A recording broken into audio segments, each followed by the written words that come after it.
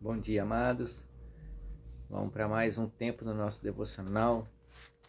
Atos, capítulo 4, a partir do verso 23. A gente está num lugarzinho diferente hoje aqui. Vamos lá. Eu vou ler na versão King James, que eu não trouxe a minha Bíblia em NVI. Mas dá para acompanhar aí. Atos, capítulo 4, verso 23. E soltos, eles foram para a companhia dos seus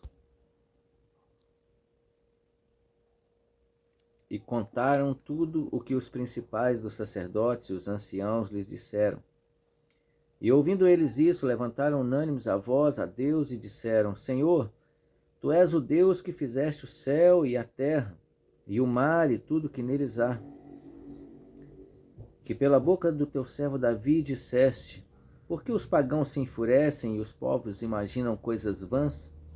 Os reis da terra se levantaram, e os governantes se reuniram contra o Senhor e contra o seu Cristo, porque verdadeiramente eles se ajuntaram contra o teu santo filho Jesus, que tu ungiste, não só Herodes, mas Pôncio Pilatos, com os gentios e o povo de Israel, para fazerem tudo o que a tua mão e o teu conselho determinaram antes para ser feito. Verso 29. E agora, Senhor, olha para as tuas ameaças e concede aos teus servos que falem com toda a ousadia a tua palavra. Estendei a tua mão para curar e para que sinais e maravilhas sejam feitos pelo nome do teu santo Filho Jesus. E tendo eles orado, foi abalado o lugar em que eles estavam reunidos. E todos foram cheios do Espírito Santo e anunciavam a palavra de Deus com ousadia. E a multidão dos que criam era um só o coração e uma só alma. E ninguém dizia que algo do que possuía fosse seu, mas tinham todas as coisas em comum.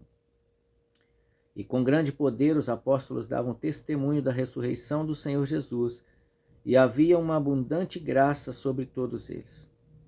E não havia nenhum necessitado entre eles, porque todos os que possuíam terras ou casas, vendendo-as, traziam os valores das coisas que foram vendidas, e os depositavam aos pés dos apóstolos, e distribuía-se a cada homem segundo a sua necessidade. E José, a quem havia sido apelidado de Barnabé, que é traduzido Filho da Consolação, um levita do país de Chipre, possuindo terra, vendeu-a e trouxe o dinheiro e o depositou aos pés dos apóstolos. Então nós vemos a oração dos cristãos, dos primeiros cristãos. Depois do milagre, Pedro e João agora foram por diante do Sinédrio e foram acusados ali sem provas, foram questionados, foram presos e ameaçados, mas eles não desistiram de falar do Evangelho de Jesus. Não desistiram de falar, de contar a verdade do que aconteceu, de que Jesus, ele veio e morreu injustamente no lugar, no meu lugar, no seu lugar, no lugar de todas as pessoas. Foi crucificado. E agora, pelo nome de Jesus, eles estavam realizando milagres. E eles oraram pedindo ao Senhor que confirmasse a palavra que eles estavam ministrando com sinais e maravilhas. E assim aconteceu. Curas e milagres aconteceram. E cada dia mais eles tinham ousadia para poder compartilhar a palavra, a verdade do Evangelho. Verso 31 diz que quando eles oraram, o lugar onde eles estavam reunidos foi abalado, tremeu, e todos foram cheios do Espírito Santo. E como resultado do enchimento do Espírito Santo, eles faziam o quê? O verso diz: anunciavam a palavra do Senhor com ousadia. Então, a unção do Espírito Santo não é essas bobagens que a gente já ouviu por aí. A unção do Espírito Santo é para nos dar ousadia no nome de Jesus, para anunciar a palavra do Senhor e testemunhar tudo aquilo que o Senhor fez na nossa vida e através da nossa vida, para levar esperança para aqueles que estão perdidos, que estão cegos pelo Deus desse século e que precisam encontrar o caminho do Senhor. Essa é a nossa missão nessa terra. A partir do verso 32, então, nós vemos a atitude dos apóstolos, dos discípulos. Eles vendiam suas propriedades e traziam dinheiro aos pés dos apóstolos. Havia credibilidade. E os apóstolos, por sua vez, atendiam às necessidades de todos aqueles que eram necessitados ali. Então, há aqui algo que nós precisamos de valorizar.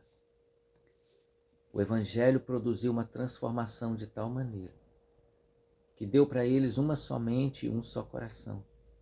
Eles começaram a pensar da mesma forma e a agir da mesma forma, porque eles receberam o que eles receberam de Jesus, agora eles estão transmitindo para os outros.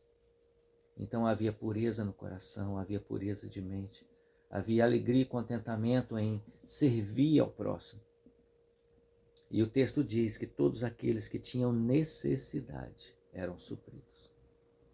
Eu gosto de falar sobre isso e pontuar que o apóstolo Paulo, ele vai escrever em uma das suas epístolas, e ele diz assim: aquele que não trabalha, que também não coma.